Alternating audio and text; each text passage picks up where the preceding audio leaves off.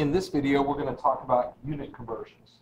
Now, sometimes when you work problems, they don't give you things in the units that you need them in, and so you're going to have to quickly convert them. Sometimes you'll then use those units somewhere else in another equation, or have to plug them in somewhere else, and so we're going to talk about unit conversions here for a minute. Here's some normal conversions that most people know up in the top left corner. A foot is 12 inches, most of us know that. A mile is 5,280 feet. You may not know that one. I'm not going to write that one down. A yard is 3 feet, an inch is 2.54 centimeters, and there's a whole lot of other things that we know. We know that a minute is 60 seconds, and 60 minutes make an hour, and so many times what you're just trying to do is set up a problem to convert really quick. So let's say, just take a very simple one. Let's say we have 2.6 hours and we need to convert that to seconds. Now what I'm going to do is what is called the factor label method. Sometimes you'll hear teachers call it railroad tracks or dimensional analysis. Any of those names are fine. Basically what you're doing is you're going to ignore the number. You're going to make the words go away. So quick reminder, if I were doing a math problem and I had a math problem that looks like this,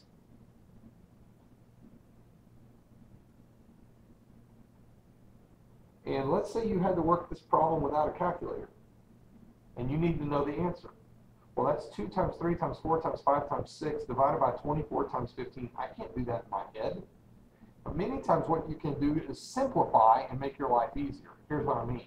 I see a 24 on the bottom. 6 times 4 is 24. 24 divided by 24 goes away. 15 is 3 times 5. Everything just canceled. The answer to this question is 2. If I took my calculator and took 2 times 3 times 4 times 5 times 6 and divided by 24 and then divided again by 15, I would have an answer of 2. What I did was I simplified to get my answer. I made things cancel out. Well, that's exactly what I want to happen right here. I want the word hours to go away. So I'm going to put it on the bottom. Notice the number is on the top, numbers on the bottom. It canceled. What can I convert hours into? Well, I know how to take hours into minutes. It doesn't matter what's under my finger right here. 1 hour is 60 minutes, no matter what.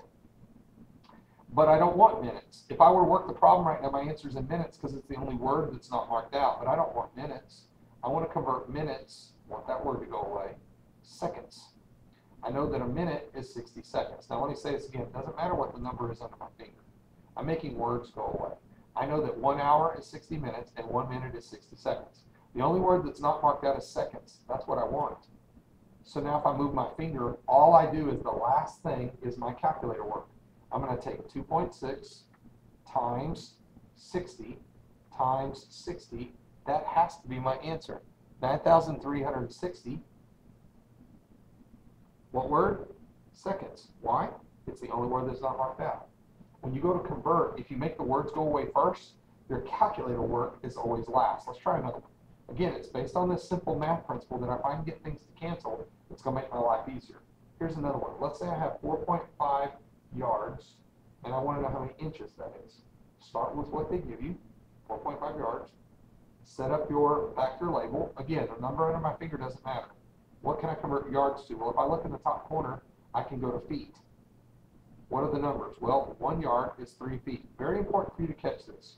Could this ever be 1 foot is 3 yards? No. The 3 is with the word feet. So I have to put the numbers where they go. 3 feet is 1 yard. Now the word yards goes away. Is that what I want my answer? No, so I'm going to go one more step. Feet to inches, and I know that 1 foot is 12 inches. The only word not marked out at this point is the word inches. All I have to do is my calculator work. 4.5 times 3 times 12. So 4.5 times 3 times 12 equals my answer, 162 inches. So if I had to convert something like that very quickly, I could do that. If that has to plug into an equation or something, I now have the number I can use. Let's try another one. Let's say we had one like this. This is one that's considered a little bit harder, and this is one that separates those that understand to those that don't. In physics, you'll hear numbers like this. The object was moving 3.5 feet per second. Feet over seconds. And I want to convert that into miles per hour. Now this seems really hard. It's really not. Let me show you what I mean.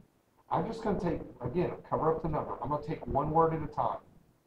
The easiest one seems to be seconds. I want to put seconds on top, and I know seconds can be minutes.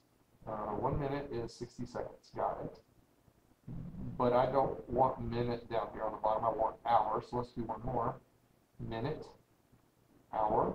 1 hour is 60 minutes. Now, if I stop there, I've got all those words gone except hour.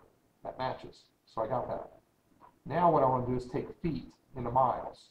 Well, up here it says that 1 mile.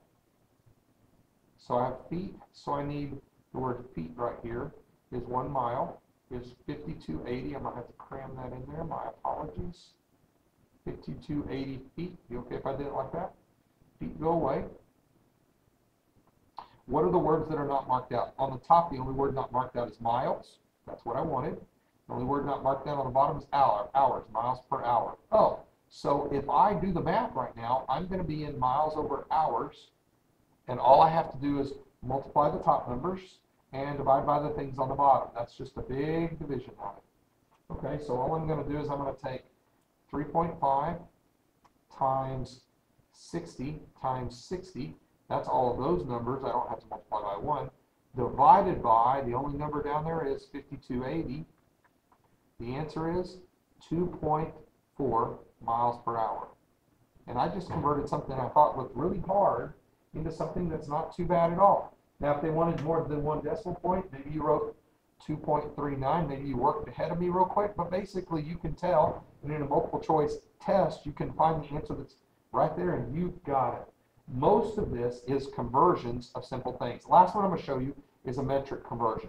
Now, you should know the metric system. You have your base unit, and you have deci, centi, milli, micro, nano, pico. And above here you have deca, kilo, and mega.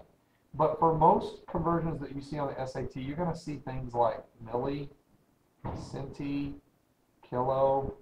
Okay, what do they mean? Well, kilo is 1,000. Centi's 100. I know there's 100 cents in a dollar. And milli is also 1,000. Now that's sometimes confusing. How can you have two things that are 1,000? These are smaller, and these are larger than the base unit. You may think, okay, I don't know what you're talking about. Let's say we're talking grams. A kilogram is bigger than a gram. So your base unit right here would be grams. Kilograms are bigger, but the centigram and a milligram are below.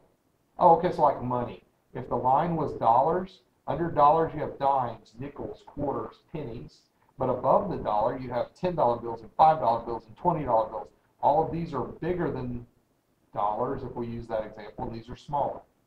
So let's say that we have something like this. I have 35 kilometers, and I want to know how many millimeters that is. Just a simple conversion. All I'm going to do is this. Kilometer, remember I don't need that word. Kilometer, 1,000 kilometers in what? 1,000 meters in a kilometer, that's it. 1,000 meters, I know that one is 1 kilometer. The word kilometer is gone. Do I want millimeters? No, I want millimeters, that's okay. Meters to millimeters. Who's bigger? Meter, oh, millimeters, really tiny, so it's a lot of those. So a meter is 1,000 millimeters. And so I've got millimeters. That's what I needed right there. So I just grab my handy dandy calculator, and it is 35 times 1,000 times another 1,000, and I get 35 million millimeters. Wow, that's a lot.